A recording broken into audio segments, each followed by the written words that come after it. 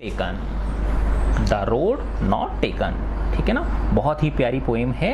और ये जो लिखी गई है ना, देखो बेटा इसके अंदर 1 2 3 4 स्टांजा हैं, है ना। स्टांजा का मतलब क्या होता है, जैसे 4 पैराग्राफ हो गए, 1 2 3 और 4। और ये लिखी है रॉबर्ट फ्रॉस्ट ने।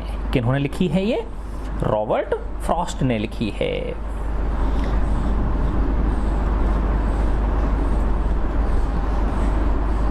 ठीक है ना, ये रॉबर्ट फ्रॉस्ट ने लिखी है। ये मैं आपको दिखाता हूँ, ये रॉबर्ट फ्रॉस्ट की पिक्चर है ना। ये जो है ये अमेरिकन पोइट हैं, बहुत बड़े अमेरिकन पोइट हैं जिन्होंने ये लिखी है। ठीक है, रॉबर्ट फ्रॉस्ट।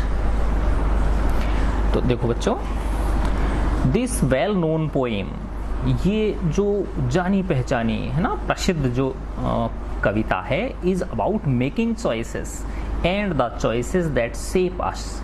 ये जीवन में चॉइस बनाने के ऊपर है ना। जो हम हमारे जीवन में चॉइस लेते हैं, ठीक है ना, हमेशा हमारे पास क्या होती हैं, चॉइसेस होती हैं कि या तो मैं ये करूं या मैं ये करूं, है ना। अगर हमने अच्छी चॉइस अपना ली, ठीक है ना, तो उससे हमारे जो जीवन की शेप है वो अलग तरह की होगी, बहुत अच्छी शेप होगी उसकी, हमारा जीवन सुखद होगा, आने वाला जो जीवन है हमारा ना। और अगर हमने चयन करने में, चॉइस का मतलब क्या होता है, चयन करना, अगर हमने चयन करने में सावधानी नहीं बरती और गलत चॉइसेस हमने अपना ली, है ना, गलत रास्ते पर अगर हम चले गए, तो उससे हमारे जीवन की जो दशा है और दिशा है ना, दशा और दिशा दोनों ही क्या हो जाती हैं, बदल जाती हैं। तो ये चॉइसेस ही हैं जो कि हमारे जीवन को शेप देते हैं, आकृति देते हैं, आकार प्रदान करते हैं। Robert Frost is an American poet. Robert Frost एक अमेरिकन पोइट हैं हु राइट सिंपली, जो बहुत साधारण तरीके से लिखते हैं, साधारण शब्दों में लिखते हैं, बट इनसाइटफुली। लेकिन उनका जो लेखन है वो कैसा है, इंसाइटफुल है। इंसाइटफुल का मतलब अंतर मन को जगाने वाला है ना। अबाउट कॉमन, और वो जो उनका लेखन है वो कैसा है, सामान्य, ऑर्डिनरी एक्सपीरियंस है, जो दिनचर्या के, दैनिक जीवन के जो सामान्य और साधारण जो अनुभव होते हैं, है ना, लेकिन जिनमें क्या एक संदेश छुपा हुआ होता है, इंसाइट होती है, अंतर्दृष्टि होती है उनके अंदर कोई ना कोई। तो इस तरह का लेखन ये रॉबर्ट फ्रॉस्ट करते हैं। ठीक है, तो इसकी ये हम पोएम पढ़ेंगे। तो किसके ऊपर है ये, चॉइसेस अपनाने के ऊपर है ना। जीवन में हमें जैसे, अब जैसे बच्चे देखो, अभी तुम लोग 9th क्लास में हो बेटा, है ना, 9th 10th 11th और 12th, है ना, 4 ईयर्स हैं आपके पास में, ठीक है ना। अब इस 4 ईयर की चॉइस है आपके पास कि आप इन 4 ईयर्स का अच्छी तरह से सदुपयोग करो, है ना, या इनको यूं ही इधर उधर घूमने फिरने, टीवी देखने, मोबाइल देखने, इनमें, है ना, मोबाइल के ऊपर अलग अलग चीज़ें देखने, बिना मतलब की गेम्स खेलने, उसमें बर्बाद कर दो उसको। तो ये चॉइस है ना आपके ऊपर कि आप इस समय का सदुपयोग करो या इस समय को आप क्या कर दो, व्यर्थ के कामों में बर्बाद कर दो। ठीक है, तो ये चॉइसेस ही हमारे जीवन को क्या करती हैं, निर्धारित करती हैं। तो मैं फर्स्ट स्टांजा, इसका फर्स्ट पैराग्राफ पढ़ता हूं। 2 roads diverged in a yellow wood। 2 सड़कें डाइवर्ज का मतलब होता है ना, अलग हो जाना, है ना। जैसे यहाँ से ऐसे ये कोई एक रास्ता है, फिर यहाँ से ये एक रास्ता इधर छट गया, एक रास्ता इधर छट गया, तो ये क्या हो गई बताओ, ये इस जगह पे क्या हो गई, डाइवर्ज हो गई, है ना। तो 2 roads diverged in a yellow wood, है ना। अब वुड माने वैसे लकड़ी होती है, लेकिन यहाँ पे क्या अर्थ है इसका, जंगल, है ना। येलो, पीला जंगल, पीले जंगल से क्या मतलब बेटा, तो जब पतझड़ होता है, क्या होता है, जब पतझड़ होता है तो पतझड़ में क्या होता है ना, पत्तियां गिरती हैं और पत्तियां कैसी हो जाती हैं, पीली हो जाती हैं, ठीक है ना। तो ये मैं दिखाता हूँ आपको पतझड़ का, देखो ये दिखे आपको, ठीक है ना। ये सब पिक्चर्स किसकी हैं, पतझड़ की हैं। देखो कितना पीला हो रखा है ये, है ना, सारा का सारा क्या हो रहा है, पीला हो रहा है, देखो, है ना। ये सब क्या है बेटा, ये पतझड़ की वजह से ये फॉरेस्ट कैसा हो रहा है, पीला हो रहा है ना। The 2 roads diverged in a yellow wood। 2 सड़कें है ना। पतझड़ वाले जंगल में क्या होती हैं, अलग छटती हैं, अलग अलग दिशा में चली जाती हैं। एंड सॉरी, और मुझे खेद है, I could not travel both, मैं दोनों पर यात्रा नहीं कर सका, मैं दोनों को के ऊपर चल ना सका, क्योंकि एक व्यक्ति तो एक ही रास्ते पे जा सकता है ना, दो रास्ते पे कैसे जा सकता है। एंड सॉरी, और मुझे दुख है कि मैं दोनों रास्तों पर नहीं जा सका। एंड बी वन ट्रेवलर, और चूंकि मैं अकेला यात्री था, ट्रेवलर का मतलब क्या होता है, यात्री, है ना। देखो बहुत ही प्यारी पोएम है बेटा, इसको ध्यान से सुनो, इसमें एक बहुत बड़ा संदेश छिपा हुआ है, अभी आएगा वो, ठीक है ना। और एंड बी वन ट्रेवलर, मैं एक यात्री था, लॉन्ग आई स्टूड, तो मैं लंबे समय तक वहीं खड़ा रहा, है ना। असमंजस की स्थिति में है, किस रोड पर जाऊं, किस पे नहीं जाऊं। And looked down one as far as I could, और मैंने एक को देखा, उनमें से पहले एक रोड को देखा, एक सड़क को देखा। As far as I could, जितना कि मैं कर सकता था, जितनी दूर दृष्टि मेरी जा सकती थी, उतना दूर तक मैंने उसे देखने की कोशिश की। तो वो जो पहली सड़क थी वो टू वेयर इट वेंट, तो वो मुड़ गई, है ना। बेंड, बेंड यानी मुड़ जाना, और बेंट यानी मुड़ गई।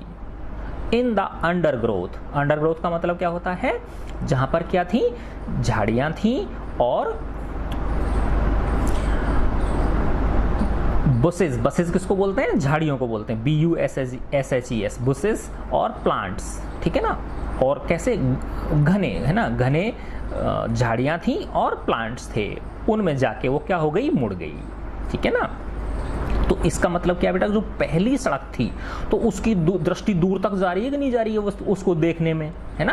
पहली जो सड़क है उसको वो दूर तक देख पा रहा है ना। और जब जहां लास्ट में उसकी जो नजर जा रही है वहां फिर उसको क्या दिखाई दे रही हैं, झाड़ियां दिखाई दे रही हैं, है ना, प्लांट्स दिखाई दे रहे हैं। इसका मतलब क्या है कि वो जो पहली सड़क है वो कैसी है, क्लियर है ना, बिल्कुल साफ है, क्योंकि उसको क्या हो रहा है बताओ, दूर तक उसमें दिखाई दे रहा। दूर तक कब दिखेगा, जब सड़क कैसी हो, है ना, साफ। और अब देखो तुम किसी सड़क पे खड़े हो जाना, बिल्कुल सीधी सड़क है ना, तो कुछ दूरी तक आपको माना किलोमीटर 2 किलोमीटर तक तो वो सड़क दिखाई देगी, उसके बाद फिर सड़क दिखना बंद हो जाएगी, फिर उस सड़क के आसपास के जो पेड़ होंगे सिर्फ वही दिखेंगे आपको, है ना। तो ये वही कहना चाह रहे हैं कि जो पहली सड़क थी वो साफ दृष्टिगोचर हो रही थी, दिख रही थी हमको, है ना। और फिर वो सड़क किस में मुड़ गई, अर्थात उस सड़क किस में विलुप्त हो गई, वो पेड़ पौधों में और झाड़ियों में वो विलुप्त हो गई। इसका मतलब ये पहली जो सड़क है वो कैसी है, बिल्कुल क्लियर है और साफ है, ठीक है। अच्छा, अब अपन सेकंड इसका स्टांजा, STANZA, स्टांजा या पैराग्राफ पढ़ते हैं। देन टुक द अदर, फिर वो दूसरे रास्ते पे आ गया, है ना, क्योंकि जहां से छट रहे हैं ना दोनों रास्ते अलग अलग हो रहे हैं, तो पहले तो रास्ता बिल्कुल क्लियर है, अब दूसरे रास्ते पे आ गया। देन टुक द अदर, फिर उसने दूसरा रास्ता लिया, दूसरे रास्ते पे आ गया। जस्ट एज फेयर, वो भी ऐसा ही था। And having perhaps the better claim, लेकिन शायद, संभवतया, परहैप्स का मतलब क्या होता है, संभवतया, बेटर क्लेम, है ना, यहां पर कुछ अच्छा क्लेम मिल सकता था, है ना, अच्छा कुछ करने को मिल सकता था। बिकॉज, क्योंकि, इट वॉज ग्रासी, क्योंकि इसके पे घास ही घास थी, है ना। एंड वॉन्टेड वियर, है ना, वॉन्टेड वेयर, वॉन्टेड वेयर का मतलब क्या है, ये किसी के द्वारा उपयोग नहीं लिया गया था, है ना। वॉन्टेड वेयर का मतलब क्या है, हैड नॉट बीन यूज्ड, इसको उपयोग में नहीं लिया गया। अब तुमने देखा होगा बेटा, अगर कोई रास्ता उपयोग में नहीं आ रहा है तो फिर क्या होगा, वो रास्ता झाड़ियों से और दूसरी चीजों से क्या हो जाएगा, वो उग आएंगे उसके ऊपर, है ना, तो वो रास्ते के ऊपर वो चीजें कब्जा कर लेंगी, है ना। तो ये जो रास्ता था दूसरा, इसमें कुछ ज्यादा अच्छा करने की संभावनाएं थी, परहैप्स द बेटर क्लेम, अच्छा किया जा सकता था।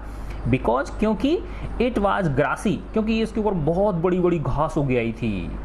एंड वॉन्टेड वेयर, और ये किसी के द्वारा भी उपयोग में नहीं ली गई थी। तो पहला जो रास्ता था वो बिल्कुल साफ सुथरा था, क्लियर था बिल्कुल, अर्थात उस पर लोग आ जा रहे थे रेगुलरली।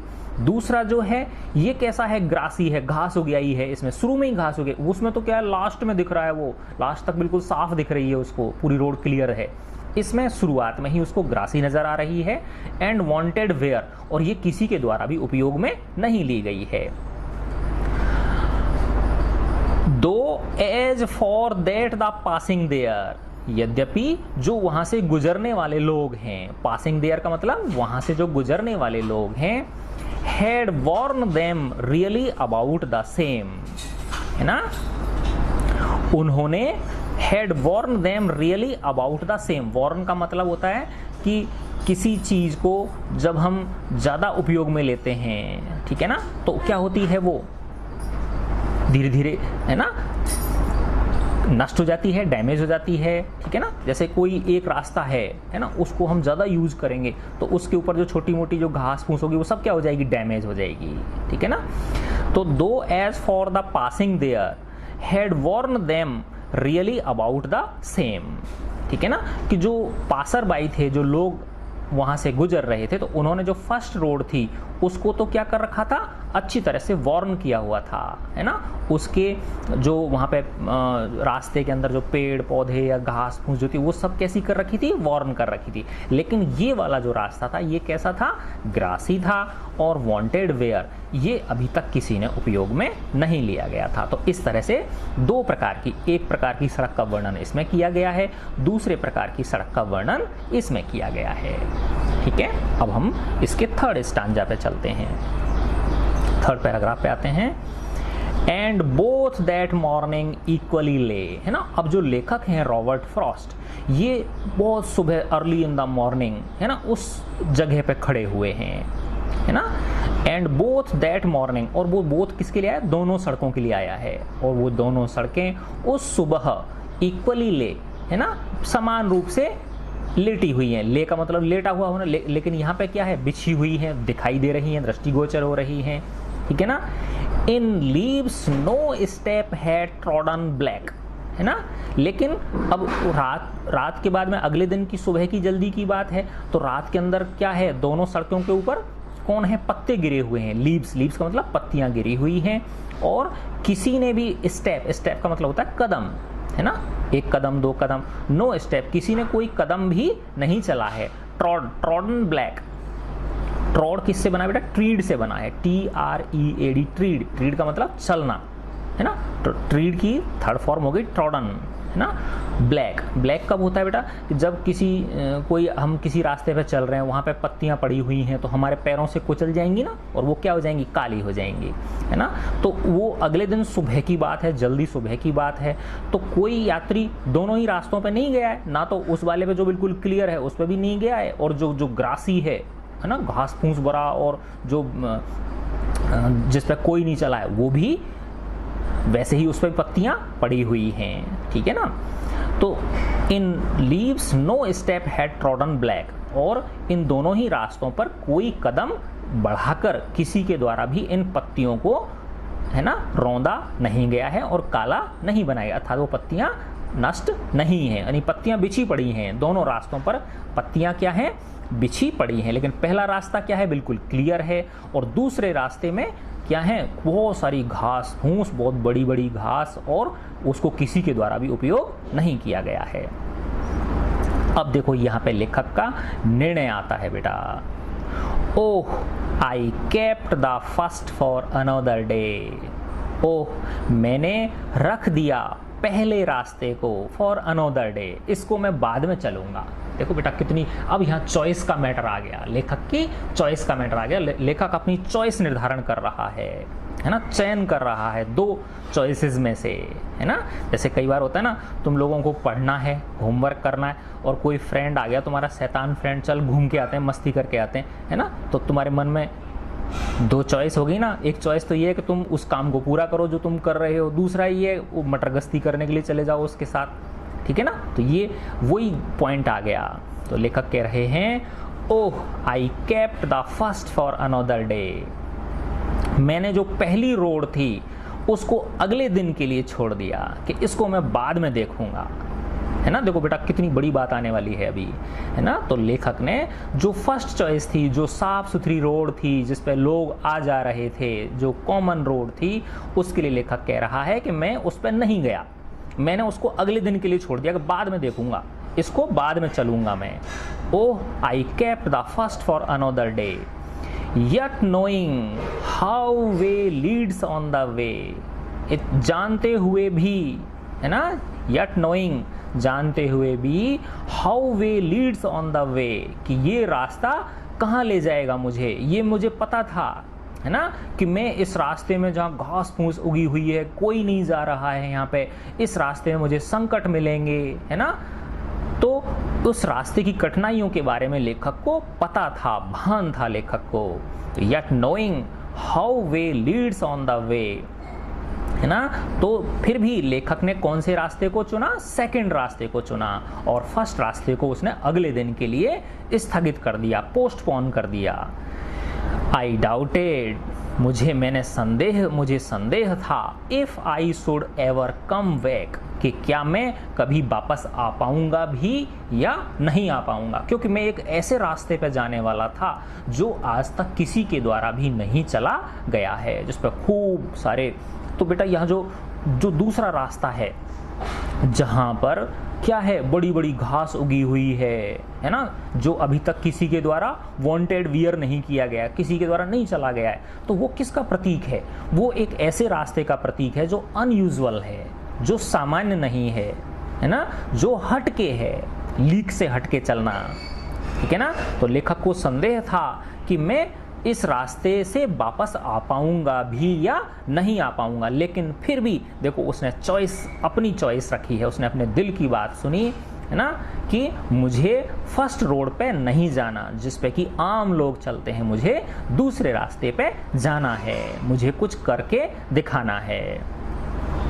अब इसका लास्ट स्टांजा है, देखो यहाँ चॉइस निर्धारण कर दी कि नहीं कर दी लेखक ने, है ना। अब देखो इसका रिजल्ट बताएगा लेखक कि इसका रिजल्ट क्या हुआ इस चॉइस का।